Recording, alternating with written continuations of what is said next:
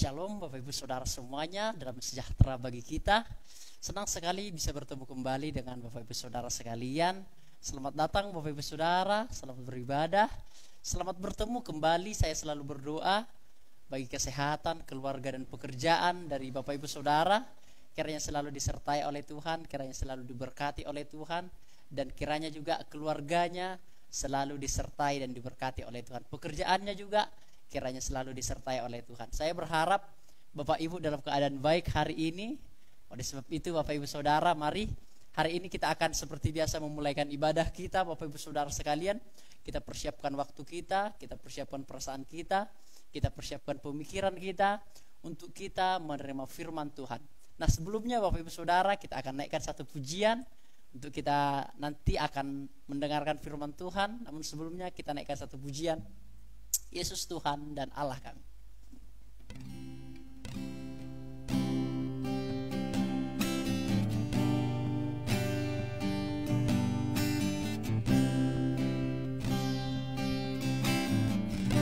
Terima kasih Tuhan.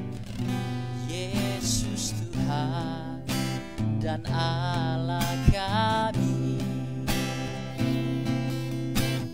Kau layak menerima pujian, hormat dan kuasa, sebab Kau telah ciptakan segalanya.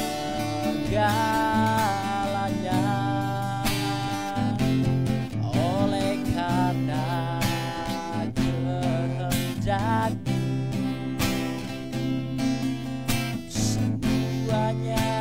itu telah ada dan diciptakan untuk kemuliaan. Terpujilah Tuhan, Hosana. Terpujilah Tuhan, terpujilah Tuhan Yesus, Hosana. Terpujilah Tuhan, terpujilah Tuhan Yesus. Yesus Tuhan dan Allah kami. Yesus Tuhan dan Allah kami, Engkau layak menerima pujian, hormat dan kuasa, sebab Kau telah ciptakan segalanya.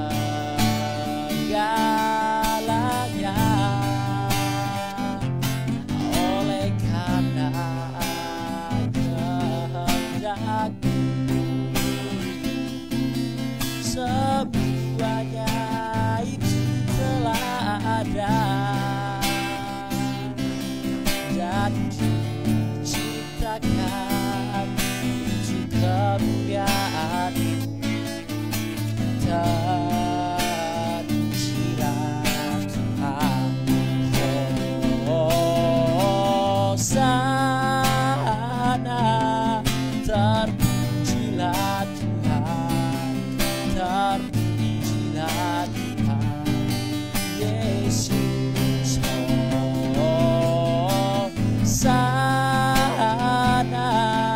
Terpujilah Tuhan, terpujilah Tuhan Yesus, Hosana. Terpujilah Tuhan, terpujilah Tuhan Yesus, Hosana. Terpujilah Tuhan, terpujilah Tuhan Yesus. Terpujilah Tuhan Yesus. Mari Bapak Ibu Saudara sekalian, baik GPT Lumajang maupun Jatiroto ataupun siapa yang mendengarkan video live streaming ini semua tidak merupakan satu kebetulan, namun memang ada rencana Tuhan untuk kita bisa sama-sama memuji memuliakan nama Tuhan. Kita juga boleh sama-sama berdoa kepada Tuhan. Mari Bapak Ibu Saudara, bersama dengan saya kita tunduk kepala, kita akan berdoa. Bapa di surga, kami sudah meyakini dan sudah mempercayai bahwa Engkau merupakan Yesus yang adalah Allah kami, yang adalah juru selamat kami, yang sudah membebaskan kami dari segala dosa, yang sudah melepaskan kami dari segala hukuman, dan bahkan memberikan kami jaminan kehidupan yang kekal. Oleh sebab itu ya Tuhan, ketika kami sudah menerima semua hal itu, kami juga tidak lupa untuk memberi pertanggungjawaban daripada semua itu, yaitu dengan kami beribadah, yaitu dengan kami memuji memuliakan nama Tuhan, yaitu juga dengan kami mendengarkan firman Tuhan yang akan membangkitkan jiwa kami, yang akan membangkitkan semangat kami, yang akan menguatkan kami, menyegarkan kami, menjadikan kami lebih baik, lebih bertanggung jawab di dalam hidup di dunia ini ya Tuhan. Terima kasih Bapa di surga. Sidang jemaat-Mu dimanapun berada yang menyaksikan video live streaming ini, kiranya Tuhan berkati mereka dimanapun berada. Tuhan berikan kesungguhan, Tuhan berikan kemauan, Tuhan berikan keseriusan di dalam mendengarkan ibadah yang singkat ini ya Tuhan. Terima kasih Bapa di surga, berkati hamba-Mu yang hina ini. Kiranya Tuhan tolong, Tuhan pakai, Tuhan sucikan, Tuhan layakkan hamba untuk menyampaikan firman-Mu yang jujur dan serius melalui penggalian yang bertanggung jawab di dalam kitab suci. Kiranya hamba boleh menyampaikannya sesuai dengan apa yang Engkau kehendaki dan apa yang dibutuhkan oleh jemaat. Terima kasih Bapa di surga, dengan senang hati, dengan sukacita kami akan mulaikan ibadah kami dalam nama Yesus. Puji Tuhan. Amin. Bapak Ibu Saudara, bagi yang baru bergabung mungkin saya sapa sekali lagi, Shalom, damai sejahtera bagi kita. Kiranya segala rahmat kasih karunia, damai sejahtera melimpah bagi kita. Saya berharap Bapak Ibu tetap semangat dalam mendengarkan firman Tuhan maupun puji-pujian yang selalu kita sampaikan kepada Tuhan. Kiranya itu boleh berkenan di hati Tuhan. Mari Bapak Ibu Saudara sekalian, kita akan lanjutkan pujian kita. Saya sangat rindu kita menyanyikan satu pujian, ajar kami Tuhan menghitung hari-hari.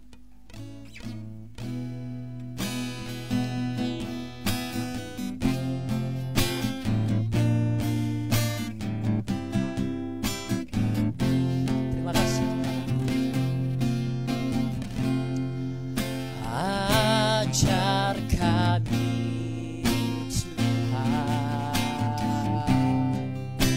Tuhan menghitung hari-hari, agar kami beroleh hati bijaksana.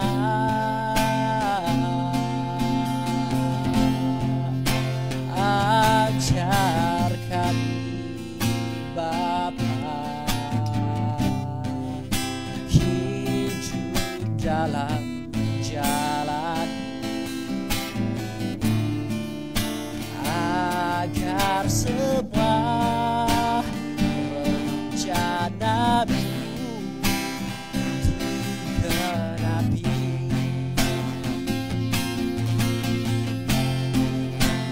Mulialah nama-Mu Tuhan, dan ajaib jalan-Mu. Pimpin kami di setiap waktu,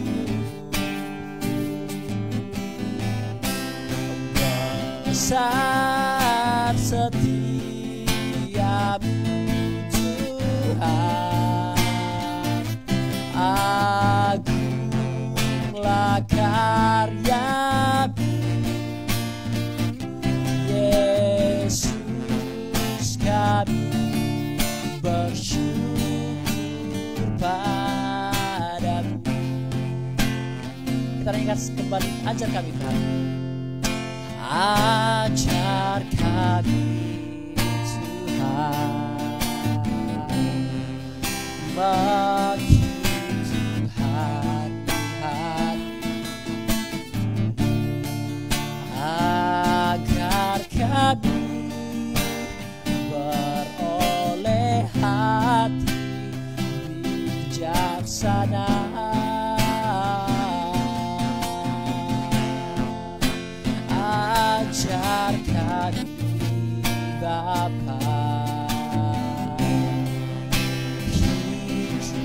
dalam jalan, agar semua rencanamu digenapi. Mulialah namamu Tuhan, mulialah namamu Tuhan, dan ajaib jalanmu. Bimbing kami di setiap waktu,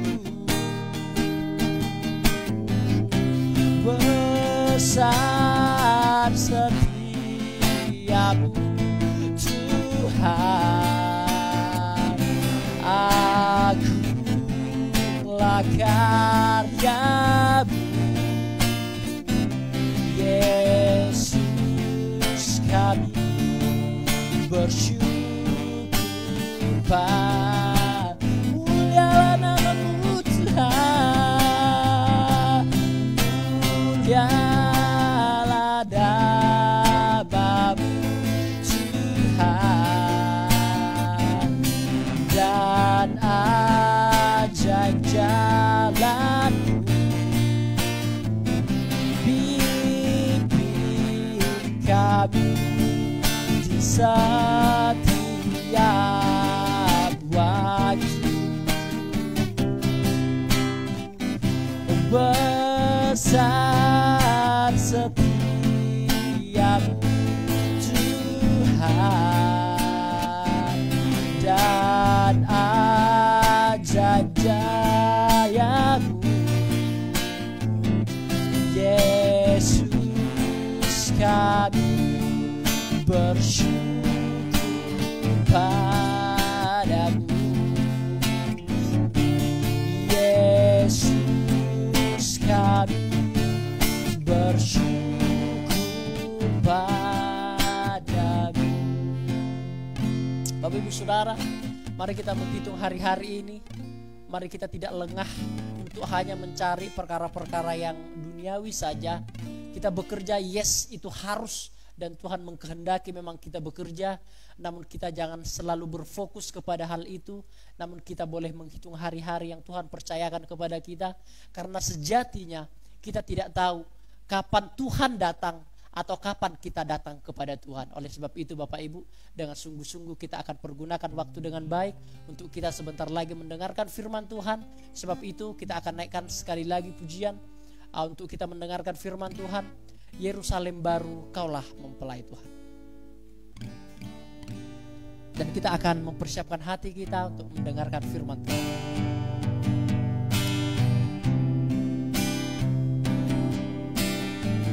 Terima kasih Tuhan, kami datang.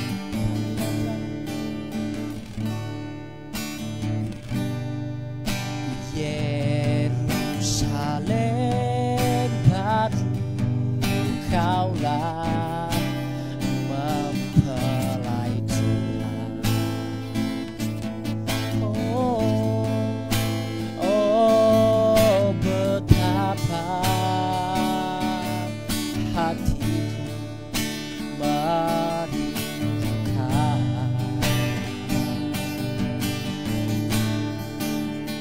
akan Dikau yang bercahaya kemuliaan, ya bagiku kaulah kota idaman.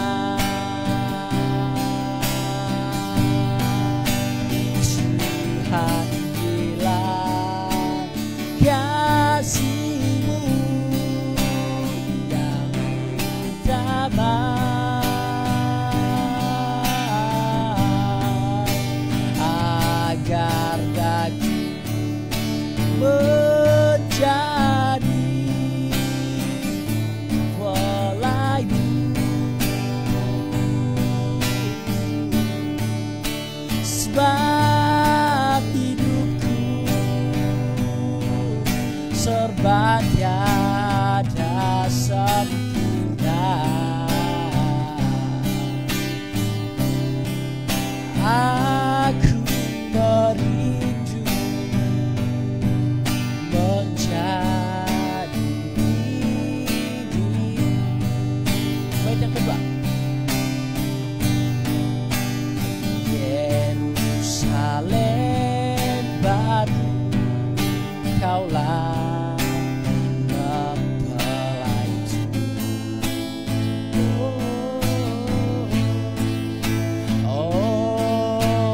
betapa hatiku merindukan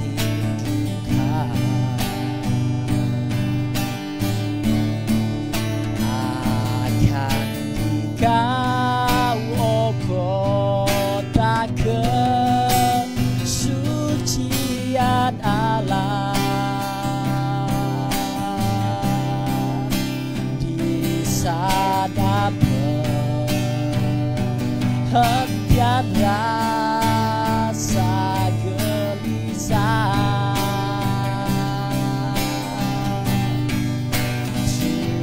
Tuhan, kasih-Mu yang utama agar daging menjadi belai-Mu. Sebab hidupku serba tiada sempurna. Aku merindu menjadi Tuhan, bila Tuhan, bila kasih-Mu yang utama, oh, agar daging menjadi mempelai-Mu. Oh, sebab hidupku serba tiada sempurna. Aku merindu menjadi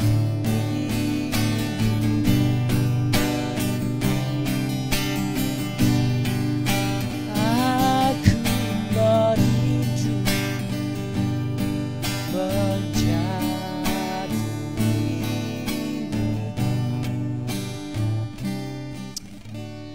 Bapa di surga, biarlah Yerusalem baru merupakan keinginan kami yang paling dalam di dalam hati kami. Biar Yerusalem baru merupakan keinginan yang paling tinggi di dalam kehidupan kami. Kami boleh memiliki keinginan yang lebih, namun kiranya Yerusalem baru, yaitu surgawi, merupakan keinginan kami yang paling tinggi, keinginan kami yang paling besar ya Tuhan. Dan ya Tuhan, seperti pujian ini, kami merupakan makhluk yang tidak sempurna, yang tidak lepas dari cacat dan celah. Namun kami yakin dan percaya Tuhan sudah menguduskan kami, Tuhan sudah memateraikan kami, Tuhan sudah mengampuni kami, dan Tuhan sudah mengangkat kami menjadi anak-anak-Nya. Bapa di surga, sebentar kami akan membahas tentang akhir zaman, bagaimana tanda-tanda akhir zaman, bagaimana kami bisa menyikapi tanda-tanda akhir zaman itu, dan juga bagaimana kami akan mempersiapkan diri untuk mencapai akhir zaman itu. Kami mempersiapkan diri untuk melihat kedatangan akhir zaman itu ya Tuhan, sehingga ketika kami ada di masanya, kami tidak takut, kami tidak bimbang, karena kami sudah bersama-sama dengan Tuhan, dan kami mempersiapkan diri semakin lebih baik untuk mempersiapkan diri di dalam menghadapi zaman-zaman yang tidak pasti ini ya Tuhan. Terima kasih Bapa di surga, kami siap untuk mendengarkan firman-Mu dalam nama Yesus, puji Tuhan. Amin. Shalom Bapak Ibu Saudara, damai sejahtera bagi kita. Selamat beribadah, selamat datang kembali. Senang rasanya bisa kembali bertemu dengan Bapak Ibu Saudara sekalian. Bapak Ibu, hari ini kita akan membahas tema yang sangat menarik dan sangat penting di dalam iman Kristen, yaitu tentang akhir zaman. Kita akan membahas Bapak Ibu Saudara, apa yang dimaksud dengan akhir zaman, apa tanda-tandanya akhir zaman, dan juga bagaimana kita mempersiapkan diri untuk kedatangan dari akhir zaman itu Bapak Ibu Saudara sekalian, supaya kita tidak lengah di dalam menjalani kehidupan ini Bapak Ibu Saudara. Ketika melihat tanda-tanda akhir zaman, kita tidak bimbang, kita tidak takut. Sebab kita memiliki Tuhan Bapak Ibu Saudara sekalian. Dan kita juga harus mengetahui tanda-tanda dari akhir zaman itu. Mengapa? Supaya kita tidak lengah. Supaya kita tidak mengatakan, oh Pak Pendeta, dunia ini masih lama Pak Pendeta. Yes, oke, itu menurut dari beberapa orang. Namun tanda-tandanya kita akan melihat Bapak Ibu Saudara, apakah tanda-tanda akhir zaman itu sudah ada sekarang ini atau belum ada Bapak Ibu Saudara. Jikalau belum ada, Bapak Ibu mungkin bisa berleha-leha, oh it's no problem, tidak mengapa. Namun jikalau tanda-tanda akhir zaman itu sudah ada, kita harus dengan sungguh-sungguh dan serius. Kita tidak boleh lagi kita tidak boleh lagi bersantai-santai, kita tidak boleh lagi berleha-leha. Kita harus jujur dan serius di dalam menjalani kehidupan beribadah kita Bapak Ibu Saudara sekalian. Amin Bapak Ibu Saudara. Nah, pembacaan kita terambil dalam 2 Timotius pasal yang ketiga, ayat yang pertama sampai ayat yang kelima. 5 ayat saja kita akan bahas hari ini Bapak Ibu Saudara. Tidak berlama-lama Bapak Ibu Saudara. Oleh sebab itu kita akan membuka Alkitab kita dari surat 2 Timotius pasal yang ketiga, ayat yang pertama sampai ayat yang kelima. Demikian firman Tuhan. Ketahuilah bahwa pada hari-hari terakhir akan datang masa yang sukar. Manusia akan mencintai dirinya sendiri dan menjadi hamba uang. Mereka akan membual dan menyombongkan diri. Mereka akan menjadi pemfitnah. Mereka akan berontak terhadap orang tua dan tidak tahu berterima kasih. Tidak memperdulikan agama, tidak tahu mengasihi, tidak mau berdamai, suka menjelekkan orang, tidak dapat mengekang diri, garang, tidak suka yang baik, suka mengkhianat, tidak berpikir panjang, berlagak tahu, lebih menuruti hawa nafsu daripada menuruti Allah. Perhatikan ayat yang kelima Bapak Ibu Saudara. Secara lahiriah mereka menjalankan ibadah mereka, tetapi pada hakikatnya, pada intinya, mereka memungkiri kekuatannya. Jauhilah mereka itu. Bapak Ibu Saudara, melalui pembacaan kita 5 ayat yang singkat ini, kita sudah melihat begitu banyak ciri-ciri atau tanda-tanda tentang akhir zaman. Tanpa banyak tafsiran, tanpa banyak interpretasi, tanpa banyak penjelasan yang mendalam. Sejatinya kita sudah mengetahui garis-garis besar daripada tanda-tanda akhir zaman. Mereka mencintai dirinya sendiri, menjadi hamba uang, menjadi pemfitnah, menjadi tidak tahu berterima kasih, tidak menghormati orang tua dan lain sebagainya Bapak Ibu Saudara. Namun saya akan membagikannya dengan poin-poin yang berbeda Bapak Ibu Saudara, dengan penjabaran-penjabaran yang berbeda sesuai dengan hikmat Tuhan yang diberikan kepada saya pribadi Bapak Ibu Saudara sekalian. Nah Bapak Ibu, sebelum kita mengetahui prinsip-prinsip atau tanda-tanda akhir zaman itu, sebelum kita masuk ke dalam, alangkah baiknya kita mengetahui latar belakang sejarah daripada penulisan ini sendiri. Latar belakang penulisnya kita harus ketahui, latar belakang sejarahnya kita harus ketahui. Supaya apa? Supaya kita nanti tidak salah menafsirkan, tidak salah mengerti dari ayat-ayat ini. Karena apa? Karena ayat ini tidak ditulis oleh Daud, tidak ditulis oleh Olvi, tidak ditulis oleh Bapak Gembala kita. Ayat ini ditulis oleh Rasul Paulus kepada Timotius, dan itu ditulis dengan rentang waktu kira-kira 2000 tahun yang lalu Bapak Ibu Saudara sekalian. Rentang waktunya sudah 2000 tahun yang lalu. Sehingga ada sejarah, ada peristiwa yang tidak kita ketahui. Konteksnya kita harus ketahui. Peristiwa masa lalu tentu situasinya berbeda dengan kita pada masa ini. Sehingga kita perlu mengetahui latar belakang sejarah penulisannya dan juga latar belakang sejarah kitab itu sendiri Bapak Ibu Saudara. Kita akan masuk di dalam yang pertama, latar belakang sejarah kitab atau latar belakang kitab Bapak Ibu Saudara. Bapak Ibu,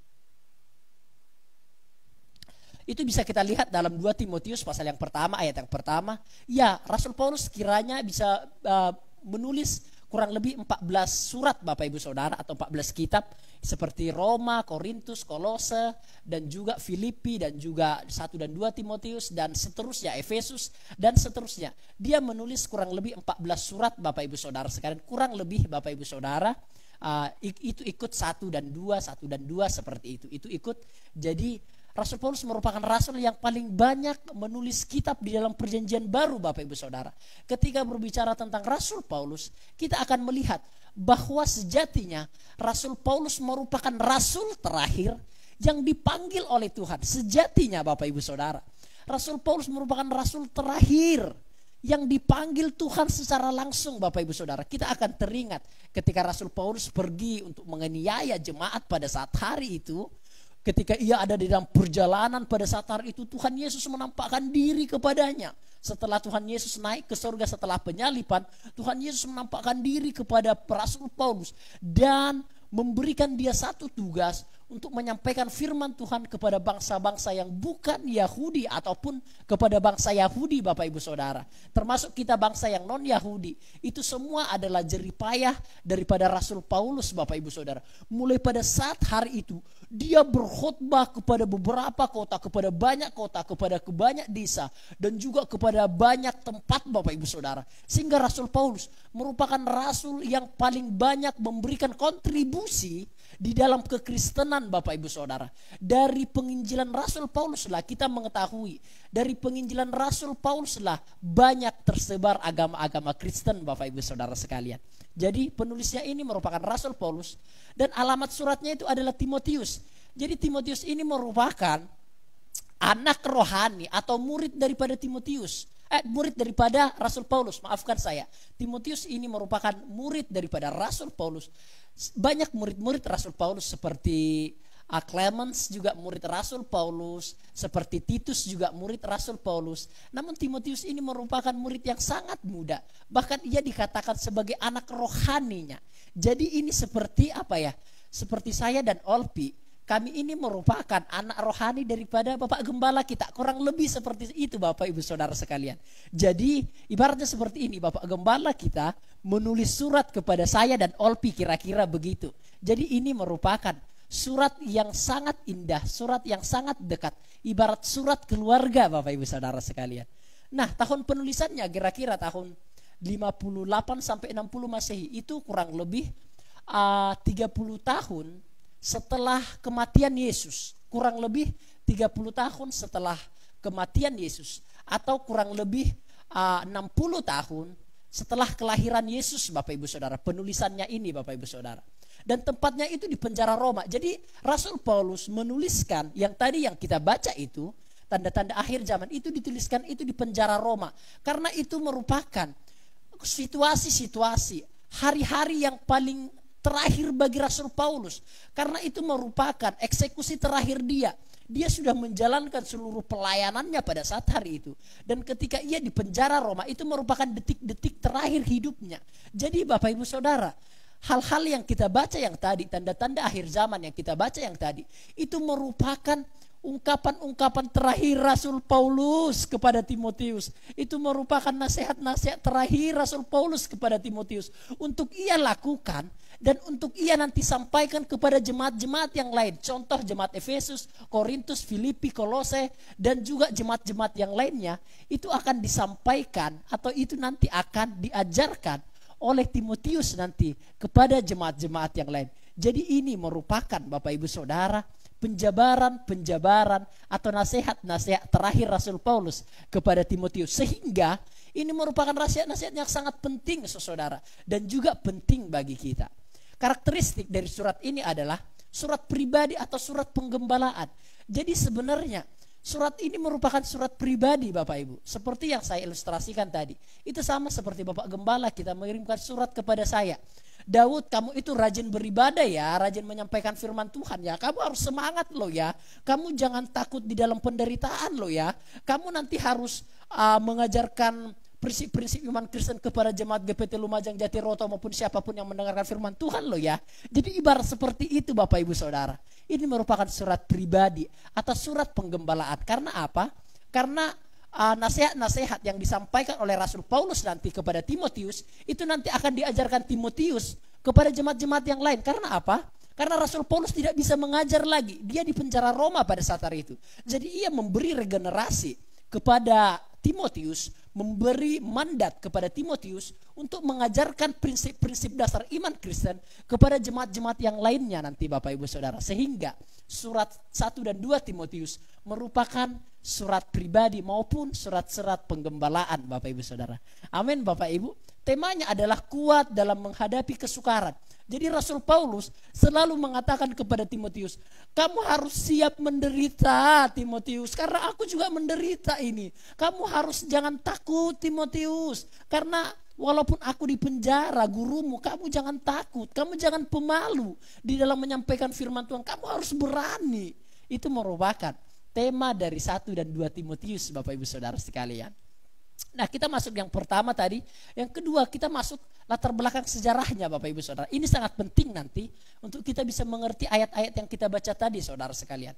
Nah, ternyata surat ini merupakan tulisan-tulisan Rasul Paulus yang terakhir. Seperti yang saya katakan, ini merupakan detik-detik terakhir Rasul Paulus. Sebentar lagi ia akan dieksekusi oleh Kaisar Nero. Kepalanya akan dipenggal, saudara sekalian. Karena Rasul Paulus dianggap mencela, dianggap menghina pemerintahan Romawi pada saat hari itu, Bapak Ibu Saudara. Rasul Paulus dianggap mengajarkan ajaran yang baru, membuat agama yang baru, padahal tidak.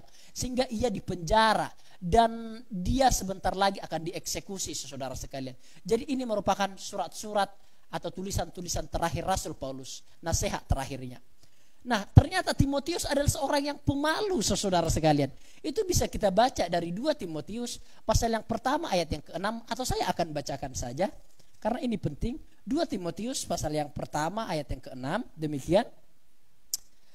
Karena itulah aku peringatkan engkau, Timotius maksudnya, untuk mengobarkan karunia Allah yang ada padamu oleh penumpangan tanganku atasmu.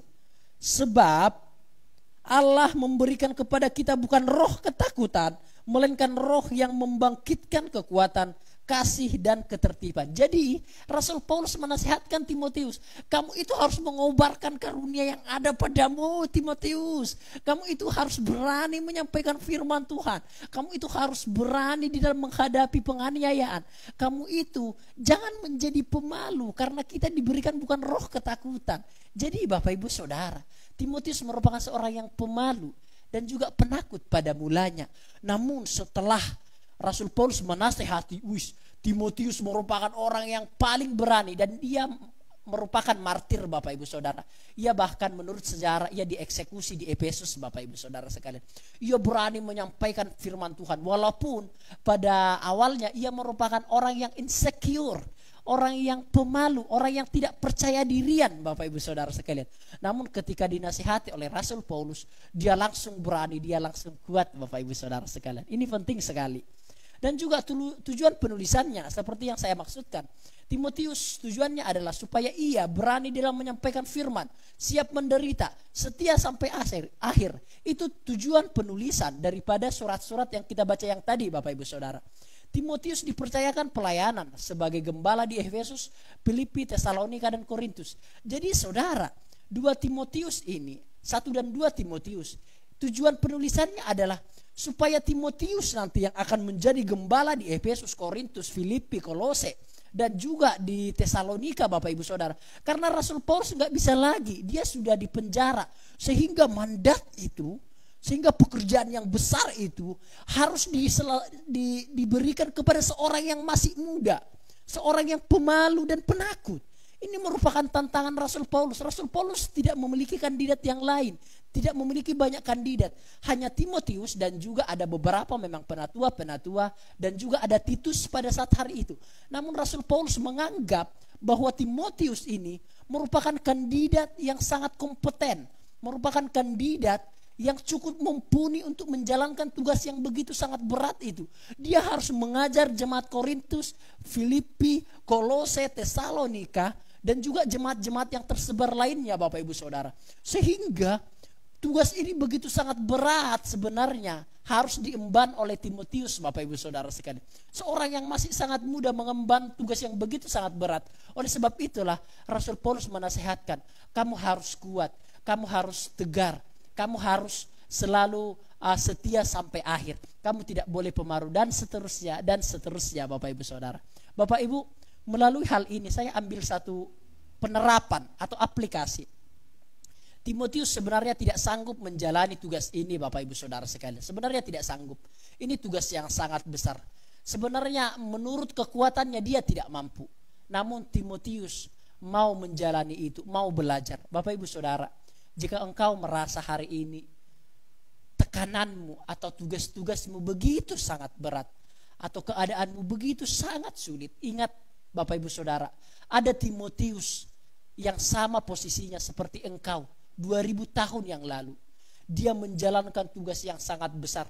Jemaat-jemaat itu bukan jemaat-jemaat yang baik-baik semua Bapak Ibu Saudara. No, di jemaat Efesus ada ayah dan anaknya itu, atau anak dan ibunya itu berhubungan intim Bapak Ibu Saudara sekalian. Yes, ada penyembahan berhala, ada orang yang memfitnah, ada yang menggolong-golongkan diri, ada yang memfitnah, ada yang aliran lain, ada ajaran sesat. Ini merupakan situasi jemaat yang kompleks, semuanya di sisi nggak baik-baik jemaatnya Bapak Ibu Saudara, sehingga tekanan itu begitu sangat berat di dalam Timotius. Oleh sebab itu Rasul Paulus menghiburkan, kamu harus kuat.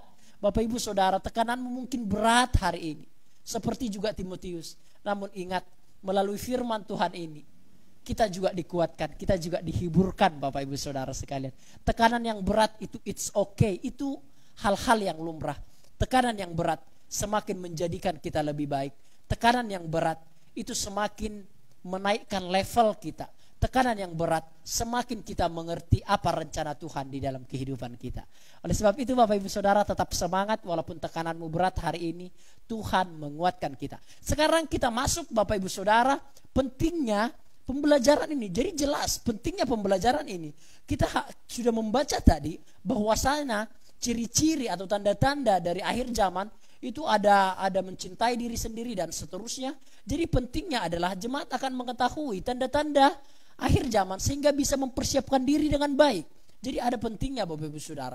Jemaat tidak akan terkejut dan bimbang terhadap perkataan-perkataan orang yang menanggalkan akhir zaman. Contohnya seperti ini.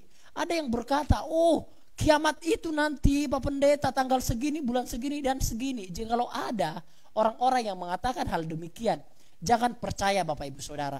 Karena Alkitab berkata tidak ada seorang pun yang tahu. Kedatangannya seperti seorang pencuri. Dan namun seperti itu Bapak Ibu Saudara, namun bukan berarti kita tidak mengetahui ciri-cirinya. Ada tanda-tandanya. Cuma tanggal, waktu, jam yang fix itu tidak ada seorang pun yang tahu Bapak Ibu Saudara. Namun namun ciri-ciri atau tanda-tandanya itu bisa kita ketahui Bapak Ibu Saudara. Jadi jikalau ada orang berkata hari besok kiamat, oh nggak usah percaya Bapak Ibu Saudara sekalian. Karena tidak ada seorang pun yang tahu, kedatangannya seperti seorang pencuri. Namun ciri-cirinya kita harus ketahui Bapak Ibu Saudara. Dan yang terakhir adalah pentingnya pembelajaran ini supaya jemaat mengetahui apa-apa saja yang harus kita lakukan menjelang kedatangan itu. Jadi ada hal-hal yang harus kita persiapkan untuk kedatangan akhir zaman itu Bapak Ibu Saudara. Sama seperti seorang gubernur datang ke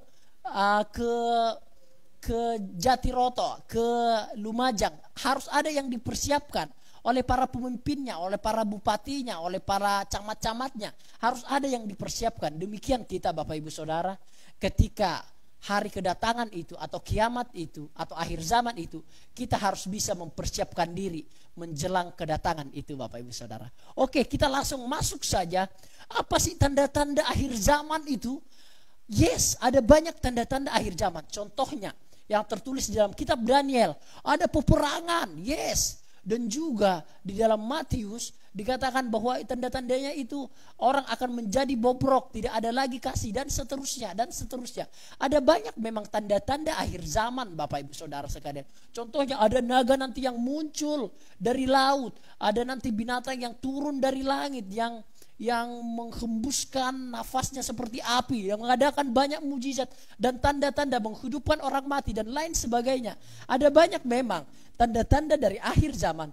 Namun saya melihatnya itu dari satu sudut pandang. Ini sekali lagi Bapak Ibu, ada banyak tanda-tanda akhir zaman. Namun saya melihatnya dari satu sudut pandang, yaitu dari sudut pandang sifat-sifat manusia Bapak Ibu Saudara sekalian. Oleh sebab itu kita akan bedah ini, tanda-tanda akhir zaman dari sudut pandang sifat-sifat manusia. Kita akan masuk di dalam yang pertama Bapak Ibu Saudara, tanda-tanda akhir zaman yang pertama adalah datangnya masa yang sukar. Saya akan bacakan itu kembali dari surat 2 Timotius pasal yang ketiga ayat yang pertama. Demikian firman Tuhan. Ketahuilah bahwa pada hari-hari terakhir akan datang masa yang sukar, Jadi yang pertama yang dituliskan oleh Rasul Paulus kepada Timotius, ketahuilah nanti loh akan datang masa-masa yang sukar. Itu nanti akan kamu sampaikan kepada jemaat-jemaat yang lain loh ya. Nanti akan ada masa-masa yang sukar. Apa itu masa yang sukar? Bapak Ibu Saudara, kata yang dipakai masa yang sukar itu adalah kalepos. Atau itu bisa berarti berat. Atau itu bisa berarti masalah. Atau itu bisa berarti pergumulan. Atau itu bisa berarti susah, sulit. Atau itu bisa berarti bahaya Bapak Ibu Saudara sekalian. Nanti akan ada masa-masa yang bahaya, masa-masa yang sukar, masa-masa yang sangat sulit, masa-masa yang mencekam. Nanti kamu ajarkan itu, beritahukan itu kepada jemaat-jemaat yang lain loh ya. Jadi Bapak Ibu Saudara, tanda-tanda akhir zaman yang pertama adalah akan datang masa-masa yang sukar Bapak Ibu Saudara. Pengertiannya adalah berat untuk dipikul, kesakitan fisik dan mental. Jadi masa yang sukar itu berkaitan dengan kesakitan fisik dan juga kesakitan mental. Jadi bukan hanya menganiaya secara fisik, namun menganiaya secara mental, secara psikologi kita dianiaya Bapak Ibu Saudara. Itu merupakan klepos yang dimaksud. Jadi masanya sukar. Sukarnya itu kesakitan fisik dan kesakitan mental, atau juga berat untuk dihadapi, ganas, berbahaya dan penuh dengan ancaman. Kata kalepos Bapak Ibu Saudara hanya 2 kali dijabarkan di dalam Alkitab Perjanjian Baru. Yaitu yang kedua adalah itu tentang orang yang dirasuk setan. Kita pernah ingat ceritanya Bapak Ibu Saudara, ketika orang yang di Gedara itu dirasuk setan, tidak ada seorang pun yang bisa menghentikan dia, tidak ada seorang pun yang bisa menyembuhkan dia, tidak ada seorang pun yang bisa melawan dia. Jadi keberbahayaan itu, bahayanya itu, orang yang dirasuk setan itu sama bahayanya dengan klepos yang di zaman yang akan datang, atau di zaman yang diberikan oleh Rasul Paulus, bahwasanya akan datang masa-masa yang sukar. Sama, jadi bahayanya itu seperti orang yang dirasuk setan. Seperti, atau bisa juga dikatakan seperti ombak yang menerpa kota. Jadi gak ada yang bisa menghalaunya, gak ada yang bisa menghentikannya. Jadi bahayanya ini merupakan bahaya yang levelnya tinggi Bapak Ibu Saudara sekalian. Jadi seperti ombak, seperti tsunami yang datang menghempaskan kota-kota. Seperti orang yang dirasuk setan, sehingga ia tidak bisa dikontrol, sehingga ia tidak bisa dikendalikan, sehingga ia menjadi seorang yang ganas. Jadi Bapak Ibu Saudara, hari-hari terakhir tanda-tandanya adalah akan datang masa-masa yang sangat sukar Bapak Ibu Saudara sekalian. Dan Rasul Paulus menjabarkan kepada kita bahwa gereja pada hari-hari terakhir akan menghadapi kesukaran ini, penderitaan dan mara bahayanya, berat untuk ditanggung dan sukar untuk ditanggulangi. Jadi Rasul Paulus sudah memberikan clue kepada kita 2000 tahun yang lalu Bapak Ibu Saudara. Rasul Paulus sudah mengatakan akan datang masa-masa yang sukar, akan datang masa-masa pencekik, akan datang masa-masa yang sulit di mana orang itu akan semuanya menjadi ganas. Jemaat Tuhan juga akan menghadapi masa-masa yang sukar, masa-masa yang sulit. Bapak Ibu Saudara sekalian, ini menandakan bahwa kitab suci tidak pernah salah. Jelas hari ini dunia menghadapi masa-masa yang sukar, dunia menghadapi masa-masa yang begitu sangat sulit. Dunia menghadapi masa-masa pencekik Bapak Ibu Saudara sekalian, di mana ekonomi melemah, di mana sikap moral juga melemah, di mana juga sifat-sifat kerohanian juga melemah, di mana juga pendidikan melemah, semuanya sikap-sikap hukum juga melemah. Dunia ini Bapak Ibu Saudara ada di dalam masa-masa yang sangat-sangat sukar Bapak Ibu Saudara sekalian. Bapak Ibu, ketika saya mencoba mengurus surat-surat di gereja kita, ada banyak kesulitan-kesulitan yang saya alami. Sepertinya ini tafsiran saya, sepertinya saya sedikit dipersulit. Sepertinya beberapa orang tidak suka akan pembangunan gereja kita. Sepertinya orang-orang lain sepertinya selalu mencari kesalahan-kesalahan di dalam prosedur-prosedur yang selalu saya ajukan demi pembangunan gereja kita. Dan puji Tuhan ternyata itu semua sudah selesai Bapak Ibu Saudara sekalian. Namun saya melihat sejarahnya itu, prosesnya itu begitu sangat sulit. Gereja mengalami hal-hal yang sulit. Saya juga melihat ada banyak gereja-gereja yang tidak diinginkan dibangun. Ada banyak tempat-tempat yang gereja digusur, dibakar. Ada banyak tempat-tempat yang tidak diperbolehkan beribadah, sementara yang lainnya diperbolehkan beribadah. Ada banyak, kita sudah mengalami masa-masa yang sukar, Bapak Ibu Saudara sekalian. Dan ini tidak bisa kita pungkiri, ini fakta Bapak Ibu Saudara sekalian. Ini fakta. Banyak sekarang masa-masa yang sukar yang kita ketahui. Pekerjaan sukar sekarang. Banyak orang yang di PHK, banyak orang yang bunuh diri, frustasi. Anak-anak juga stres di rumah karena ia harus dituntut mengerjakan tugas-tugas yang diberikan oleh guru-guru dan lain sebagainya. Sosialisasi tidak ada Bapak Ibu Saudara. Kita ada di dalam tanda-tanda akhir zaman hari ini Bapak Ibu Saudara sekalian. Jadi jangan lupa, saya selalu memperkatakan hal ini. Kita sedang masa-masa akhir zaman. Kita ada di dalam tanda-tanda akhir zaman. Bahwa kita sudah ada di masa yang sukar Bapak Ibu Saudara. Jangan terlalu berleha-leha. Bekerja boleh. Menginginkan banyak hal itu boleh. Mencapai banyak hal itu hal-hal yang biasa saja, hal-hal yang lumrah saja, itu tidak dosa. Namun jangan lupa, kita jangan terlena Bapak Ibu Saudara kepada hal-hal semua itu. Kita harus melihat bahwa kedatangan atau tanda-tanda akhir zaman itu sudah ada Bapak Ibu Saudara. Dan yang kedua adalah, tanda-tanda akhir zaman adalah adanya kemerosotan moral. Hal itu tertulis di dalam ayat yang kedua. Kita akan baca Bapak Ibu Saudara. Manusia akan mencintai dirinya sendiri dan menjadi hamba uang.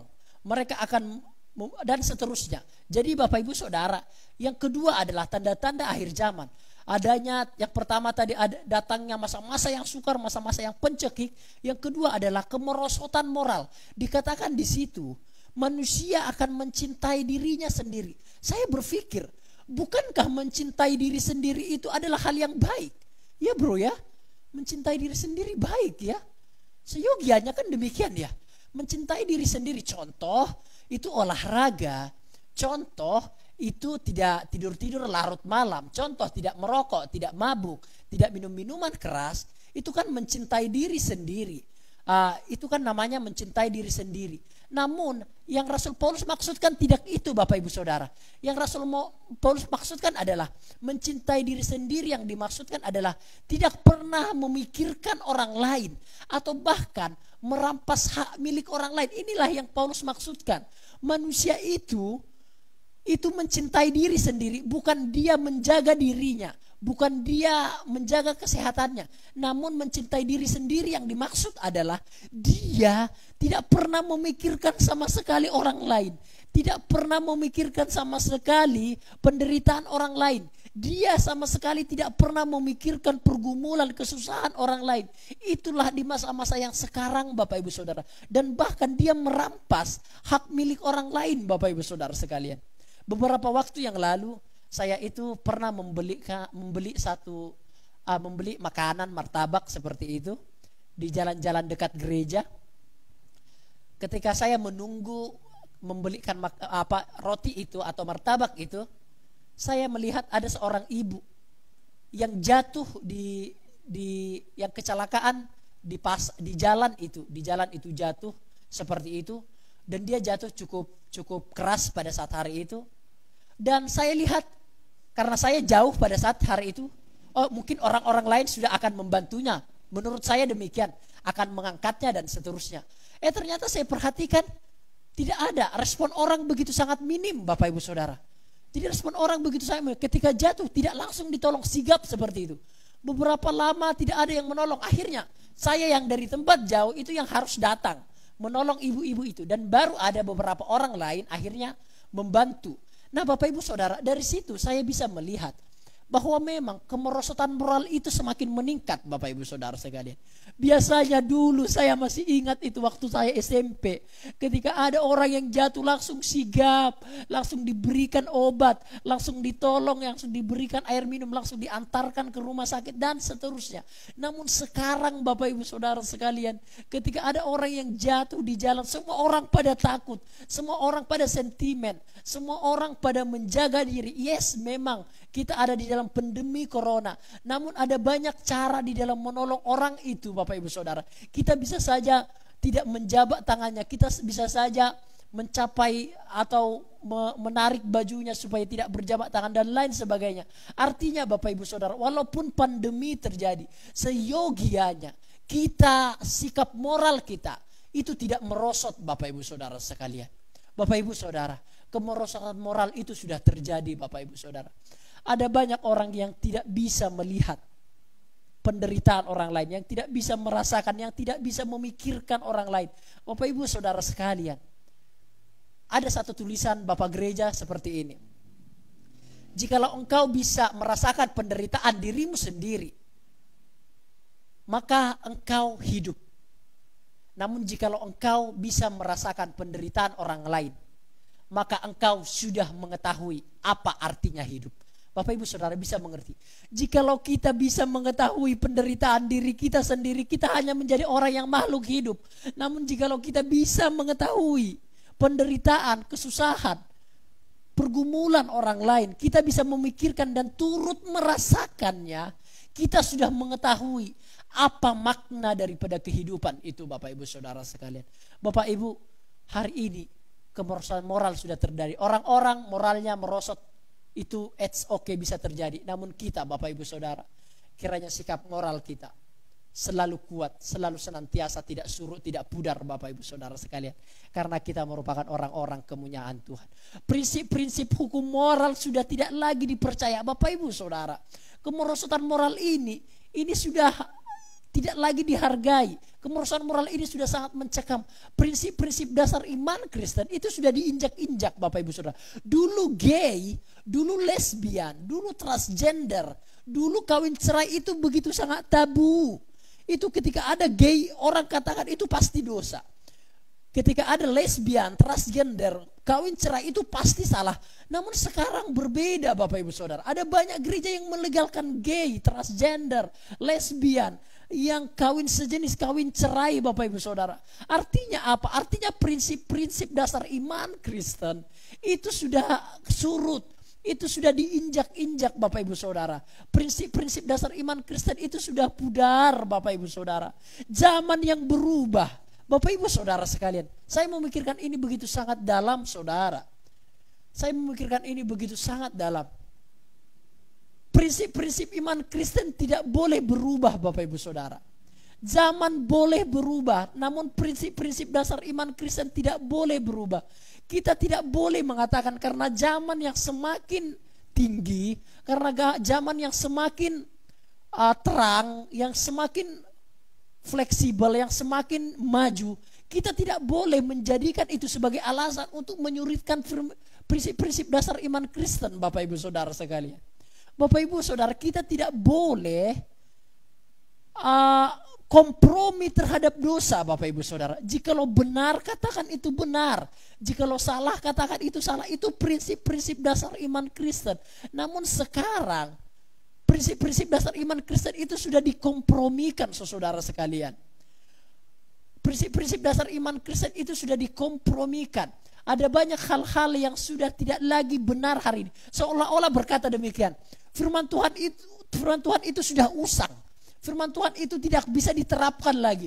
Firman Tuhan itu tidak standar lagi. Firman Tuhan itu tidak bisa dipakai lagi. Karena memang Bapak Ibu Saudara, zaman yang sudah berubah.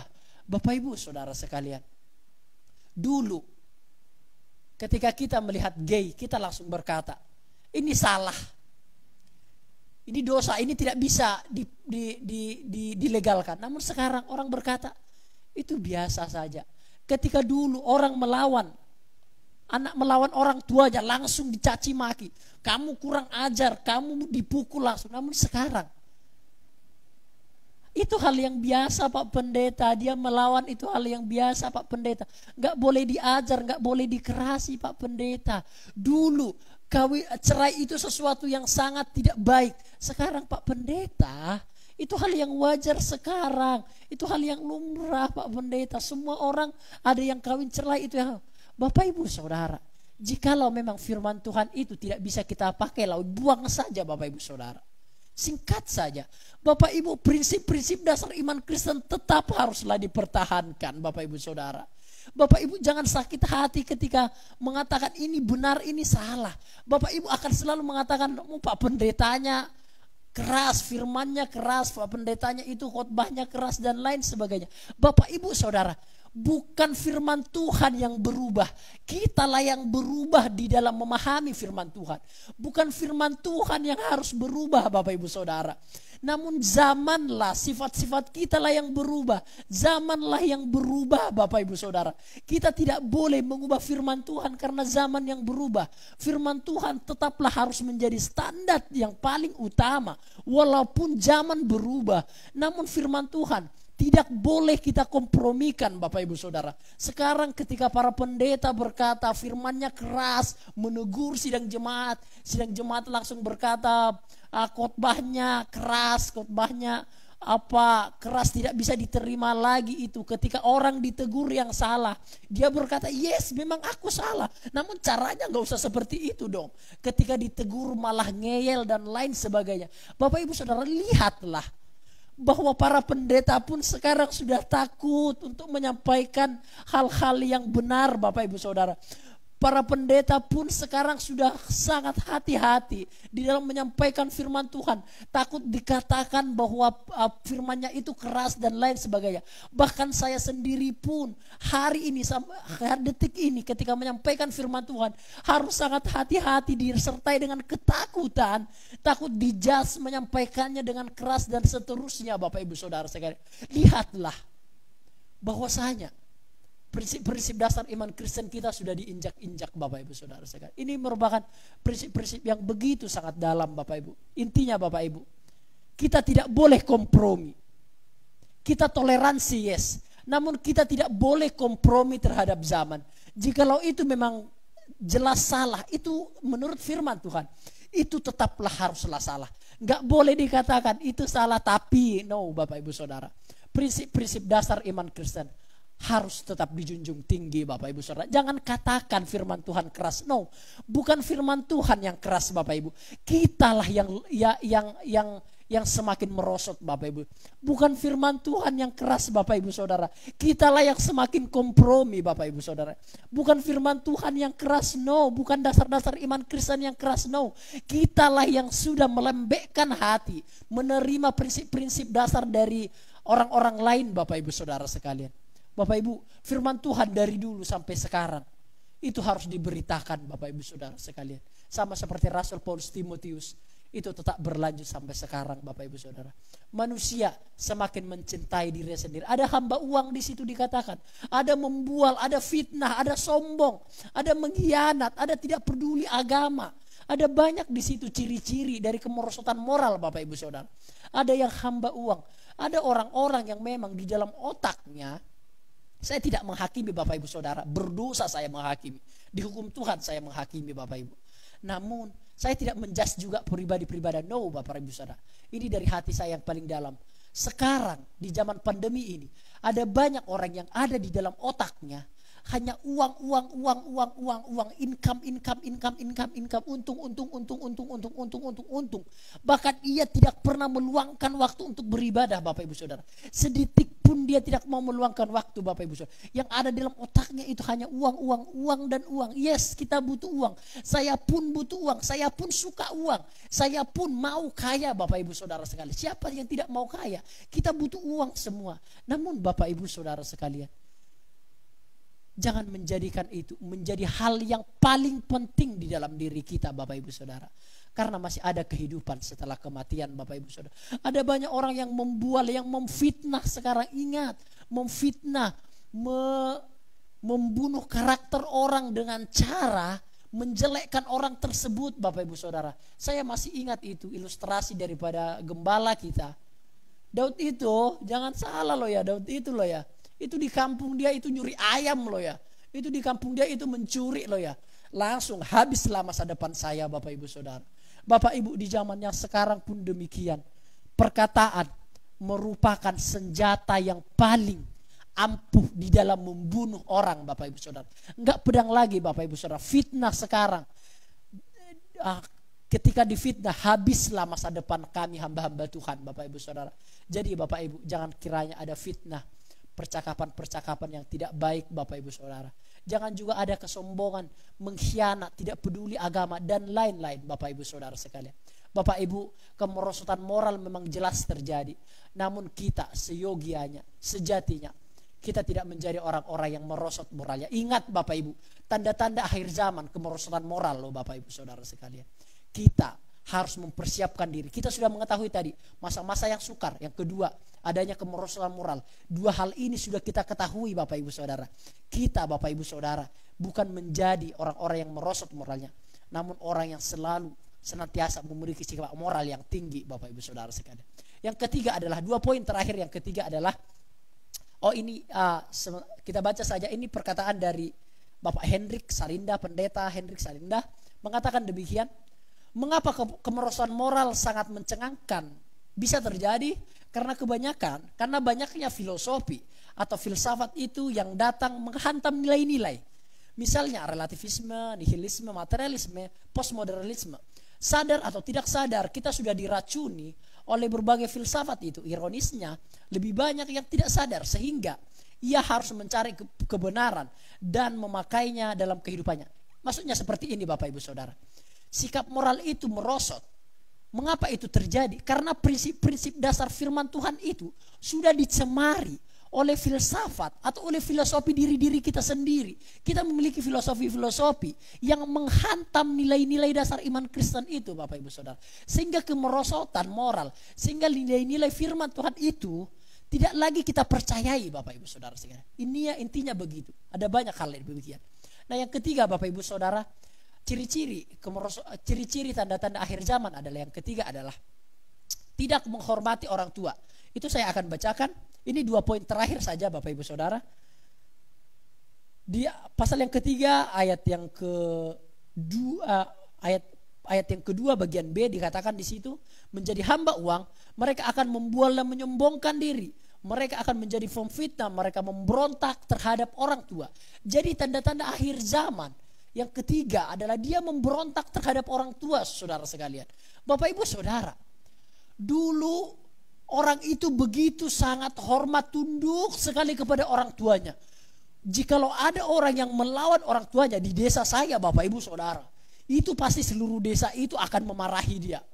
Namun sekarang berbeda Bapak Ibu Saudara sekalian. Jikalau ada orang yang memberontak orang tuanya, itu hal yang biasa, tidak lagi diajar oleh orang tuanya. Jikalau seorang anak itu sudah tiap hari main game saja, tidak ada lagi disiplin dari orang tuanya, membiarkan hal itu terjadi. Tidak ada lagi disiplin.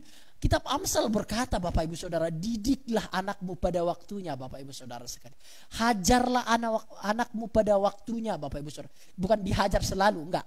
Namun didik, kerasilah anakmu pada waktunya Bapak Ibu Saudara sekalian. Ada disiplin. Jikalau memang anak itu salah Bapak Ibu Saudara. Sekarang tidak ada lagi ini Bapak Ibu Saudara. Menghormati orang tua ini sudah minim sekarang saudara sekalian. Saya bisa melihat ini. Karena perpindahan zaman itu saya yang alami Bapak Ibu Saudara. Saya yang mengalami transisi perpindahan zaman itu. Kayak kecil itu melawan sedikit langsung dimaki kakekku. Langsung dihajar kakekku. Langsung dimarah-marahi kakek dan saudara-saudaraku. Namun ketika saya lihat sekarang keponakan-keponakanku tidak sopan kepada orang tuanya, tidak ada lagi disiplin.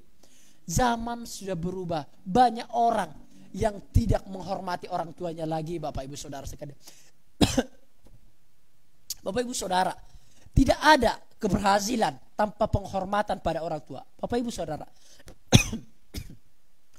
sesukses apapun seorang anak, sekaya apapun seorang anak, secerdas apapun seorang anak, jikalaupun ia menggapai seluruh dunia ini, namun jikalau ia tidak memperhatikan orang tuanya, namun jikalau ia tidak menghargai orang tuanya, namun jikalau ia tidak menerima masukan-masukan dari orang tuanya, ia merupakan orang yang gagal. Bapak Ibu Saudara sekalian, tak satu pun orang yang bisa berhasil jikalau ia tidak pernah memperhatikan, menghargai orang tuanya Bapak Ibu Saudara. Tak satu pun tidak akan berhasil orang itu. Alkitab berkata, panjang umurmu jikalau engkau menghormati, mencintai orang tuamu.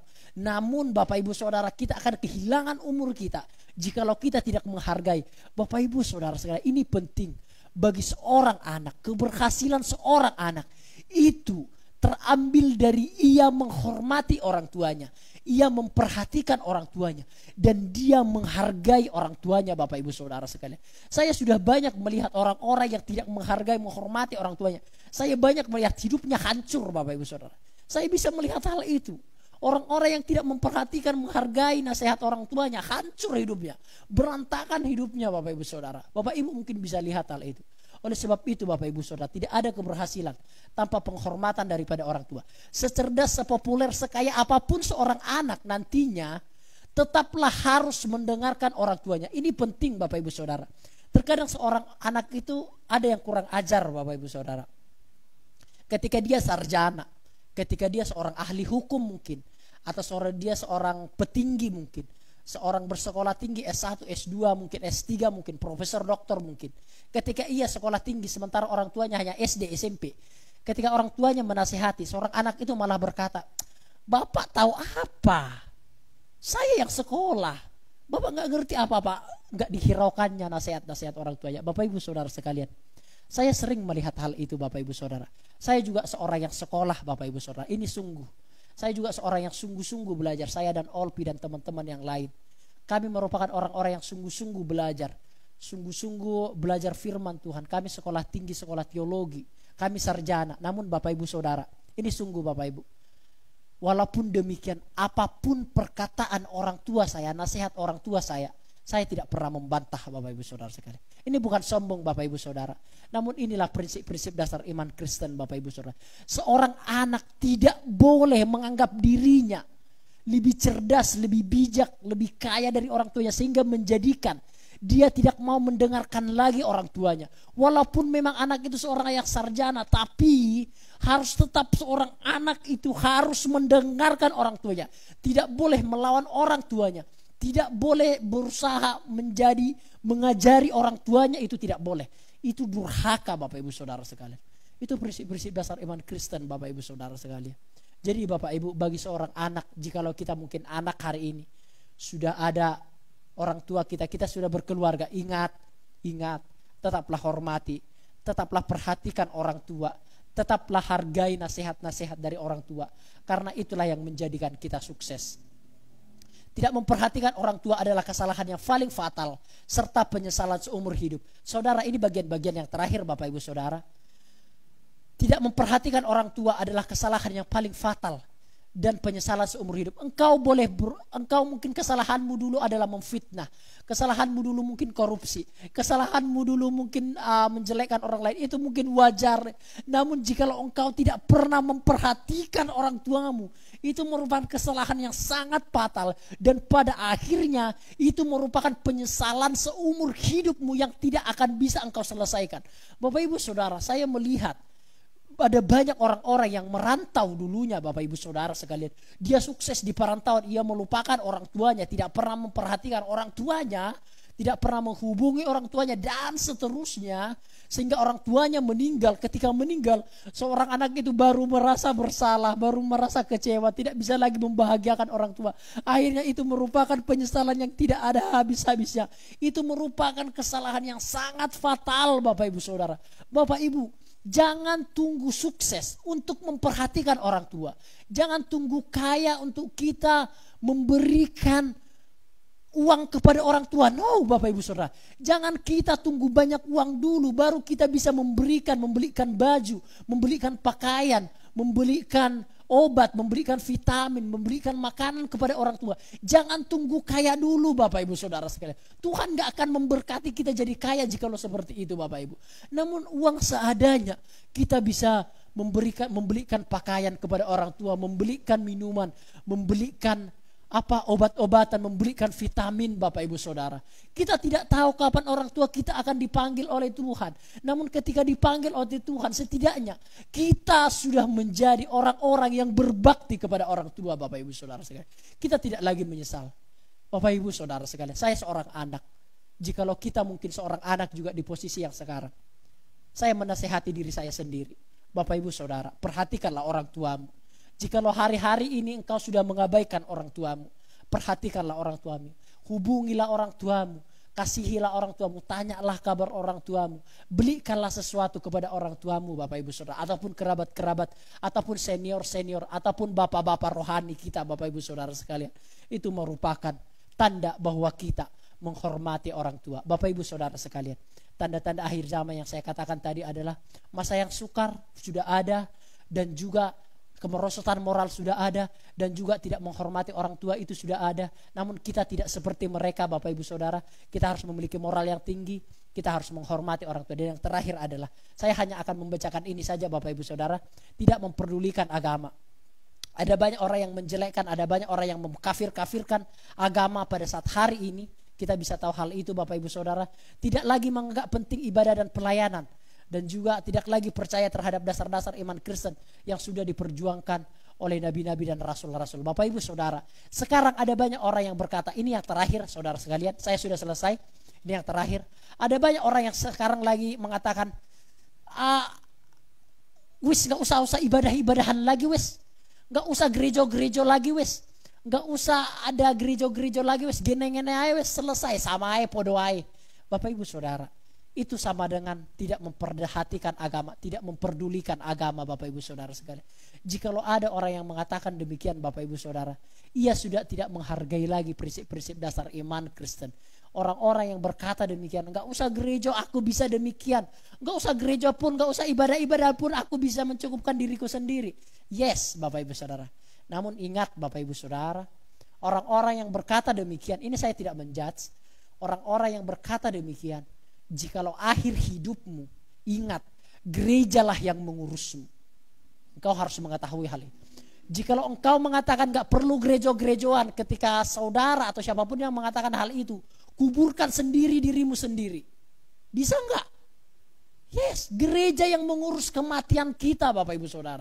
Ketika kita meninggal. Namun ada banyak, tidak ada di GPT Lumajang tentunya. Namun ada banyak orang-orang berkata, ada enggak usah gereja-gerejaan, aku bisa ngono-ngono ae wes, sama ae podo ae. Bapak Ibu Saudara, pada akhir hidupmu, gerejalah yang pontang-panting, gerejalah yang melayanimu, gerejalah yang menguburmu, gerejalah yang mencarikan peti matimu Bapak Ibu Saudara sekalian. Gerejalah yang mendoakanmu dan seterusnya. Bapak Ibu Saudara, oleh sebab itu perhatikanlah agama. Penting sekali memperhatikan agama. Demikian firman Tuhan yang bisa saya bagikan Bapak Ibu Saudara sekalian. Bapak Ibu, sebagai yang terakhir, tanda-tanda akhir zaman sudah ada, kemerosotan moral, masa-masa yang sukar, tidak memperdulikan agama, tidak memperhatikan orang tua, semuanya sudah gamblang ada di dalam dunia ini. Kita tidak boleh lagi terleha, kita tidak boleh lagi berleha-leha. Kita bekerja, yes, kita harus bekerja. Namun kita tidak boleh akhirnya pemikiran kita terfokus kepada hal-hal itu saja. Namun kita tidak memperhatikan agama. Kita juga harus mempersiapkan diri untuk menjadi orang yang sikap moralnya tinggi, untuk menjadi orang yang menghormati orang tua, untuk menjadi orang yang memperdulikan agama. Amin. Demikian firman Tuhan. Kita nyanyikan satu pujian. Belakang langit biru ada mahkotaku, belakang langit biru sana ku rindu.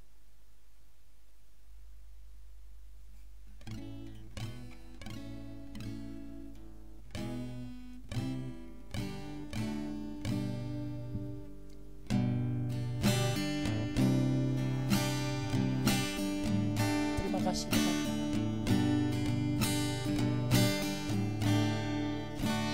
Belakang langit biru ada mahkotaku, belakang langit biru sana ku rindu. Lihat wajahnya Yesus pelepasku, belakang langit biru sana, belakang langit biru ada mahkotaku, belakang langit biru sana ku rindu. Lihat wajahnya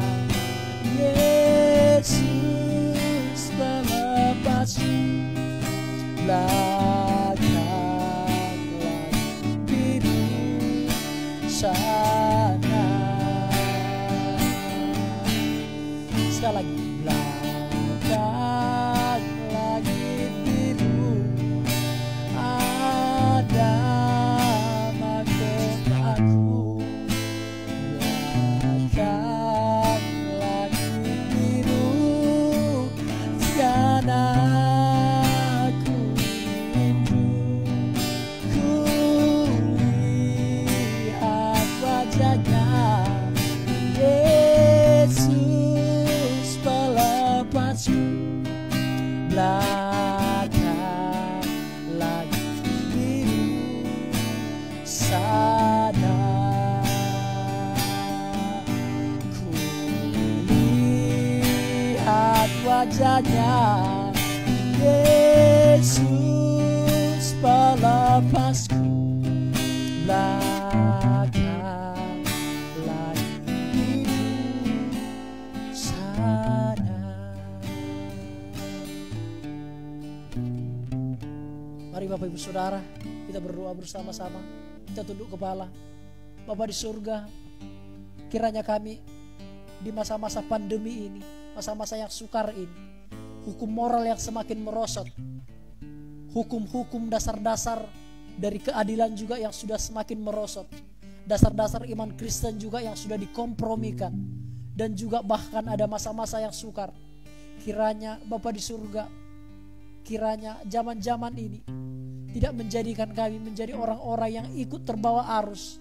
Kiranya jikalau dunia moralnya semakin merosot, kami tidak semakin merosot. Ketika orang-orang tidak menghormati orang tua, kami menjadi orang-orang yang menghormati orang tua. Ketika orang-orang tidak memperdulikan agama, kami adalah orang-orang yang memperhatikan agama, yang memperdulikan ibadah dan pelayanan. Hari ini kami sudah membahas 4 poin tanda-tanda dari akhir zaman. Dan itu semua sudah ada di zaman kami hari ini ya Tuhan. Kami harus mempersiapkan diri. Kamu tidak boleh hanya berfokus kepada hal yang duniawi saja. Itu penting, namun itu merupakan bukan itu yang paling penting di dalam kehidupan kami. Kekayaan memang adalah hal yang penting dalam kehidupan kami, namun bukan itu hal yang paling penting. Yaitu hal yang paling penting dalam kehidupan kami. Kami juga tidak boleh melupakannya, yaitu ibadah pelayanan kami, sikap moral kami, kebajikan kami, dan juga kekuatan iman kami ya Tuhan. Terima kasih Bapa di surga. Kiranya prinsip-prinsip firman Tuhan yang sudah kami bedah bersama-sama tertanam dalam hati kami, berakar, bertumbuh dan berbuah, sehingga menjadikan sidang jemaat luar biasa di hadapan Tuhan, menjadikan sidang jemaat menjadi orang-orang yang kuat di dalam Tuhan, yang mencintai Tuhan, yang mencintai sesama. Terima kasih Bapa di surga. Terima kasih. Hamba berdoa bagi sidang jemaatmu GPT Lumajang maupun Jatiroto, maupun siapa yang mendengarkan video live streaming ini. Kiranya Tuhan memberkati mereka, pekerjaannya, keluarganya, dan juga kesehatannya. Tuhan memberkati mereka. Kiranya mereka ada dalam naungan Tuhan, ada dalam lindungan nama Tuhan. Pekerjaannya Tuhan berkati, apapun yang disentuh kerjakan, Tuhan membuatnya berhasil. Terima kasih Bapa di surga. Hamba berdoa bagi sidang jemaatmu yang lagi sakit atau kelemahan tubuh, siapapun yang mengalami sakit penyakit, kelemahan tubuh, Papa Devi yang hari ini masih terbaring di rumah karena sakit ya Tuhan. Kiranya Tuhan menyembuhkan, dan juga Koferi yang masa pemulihan pasca operasi yang memang sudah semakin lebih baik. Kiranya Tuhan juga semakin memberkati, semakin memulihkan, sehingga boleh beraktivitas lebih baik lagi. Bapak Gembala kami juga yang masih dalam pemulihan hari-hari ini, Tuhan berkati, Tuhan tolong, Tuhan sembuhkan, Tuhan pulihkan, sehingga boleh beraktivitas kembali, menggembalakan kami dengan baik. Semuanya untuk kepujian kemuliaan nama Tuhan. Atau siapapun yang tidak dapat saya sebutkan satu persatu yang mengalami sakit penyakit, kiranya Tuhan sembuhkan, kiranya Tuhan pulihkan di dalam nama Tuhan Yesus Kristus. Terima kasih Bapa di surga. Terima kasih. Hamba juga berdoa bagi sidang jemaat yang mengalami tantangan kehidupan yang sangat berat. Kiranya Tuhan memberikan jalan keluar. Kiranya Tuhan menemani mereka. Kiranya Tuhan memberikan kekuatan kepada mereka. Kiranya mereka dapat mencari Tuhan, dapat menemukan Tuhan di dalam masalah itu. Kiranya mereka mengerti bahwa masalah problematika yang kami hadapi semuanya demi kebaikan kami, untuk meningkatkan iman kami yang semakin lebih baik. Terima kasih Bapa di surga. Terima kasih. Yang terakhir kami berdoa bagi yang ulang tahun, yaitu Ibu Feve dan juga Ibu Lydia yang berulang tahun, atau siapapun mungkin yang berulang tahun, yang tidak disebutkan satu persatu. Namun yang kami tahu adalah Ibu Feve dan juga Ibu Lydia yang berulang tahun di bulan ini ya Tuhan Yesus. Kami berdoa Bapa di surga, kiranya Tuhan memberkati Ibu Feve dan Ibu Lydia. Kiranya kesehatannya Tuhan berkati, kiranya kekuatannya Tuhan tambahkan, kiranya imannya Tuhan berkati, keluarga, kesehatan dan pekerjaannya Tuhan memberkati, dijauhkan dari segala mara bahaya. Kiranya menjadi masa depan yang cerah, menjadi masa depan yang indah, menjadi masa depan yang selalu disertai oleh Tuhan. Terima kasih Bapa di surga, terima kasih ya Tuhan, ini doa kami ya Tuhan. Berkat yang daripada Allah Bapa, cinta kasih sayang dari Tuhan Yesus Kristus, dan persekutuan Roh Kudus menyertai kita sekalian. Baik hari ini, besok sampai Maranatha Tuhan Yesus datang kembali. Kami pulang di dalam nama Tuhan Yesus Kristus. Puji Tuhan. Amin. Demikian firman Tuhan Bapak Ibu Saudara sekalian. Ibadah tetap berjalan seperti biasa. Ibadah PA tetap berjalan seperti biasa. Ibadah kaum muda berjalan seperti biasa. Jam 5 sore. PA juga jam 5 sore. Ibadah raya tetap berjalan seperti biasa. Untuk ibadah sekolah minggu, kemungkinan besar ibadah sekolah minggu sudah bisa new normal untuk minggu depannya. Dan kemungkinan besar kami sudah bisa dengan teman-teman yang lain, kami sudah bisa melayani untuk minggu depan. Bapak Ibu doakan, karena semuanya kami sudah sangat fix seperti itu. Kami sudah sehat semuanya, sudah mengalami keadaan yang baik sekali hari ini. Dan minggu depan kami mungkin akan melayani komplit dengan alat-alat yang baik, dengan alat-alat yang sesuai protokol kesehatan. Kami semua akan melayani. Tolong doakan kami semua Bapak Ibu Saudara. Kita saling mendoakan. Bagi Bapak Ibu yang ingin memberikan persepuluhan atau ingin didoakan rumahnya, tokonya dan lain sebagainya, kami dan Olpi, saya dan Olpi, kami siap sedia melayani Bapak Ibu Saudara kapanpun, dimanapun, dalam waktu apapun. Kami siap melayani Bapak Ibu Saudara sekalian. Demikian pengumuman yang saya bagikan. Tetap semangat dalam melayani Tuhan. Jangan lupa jaga kesehatan, jangan lupa berdoa, jangan lupa pakai masker Bapak Ibu Saudara, dan jangan kasih kendor, tetap setia melayani Tuhan. Shalom, Tuhan Yesus memberkati.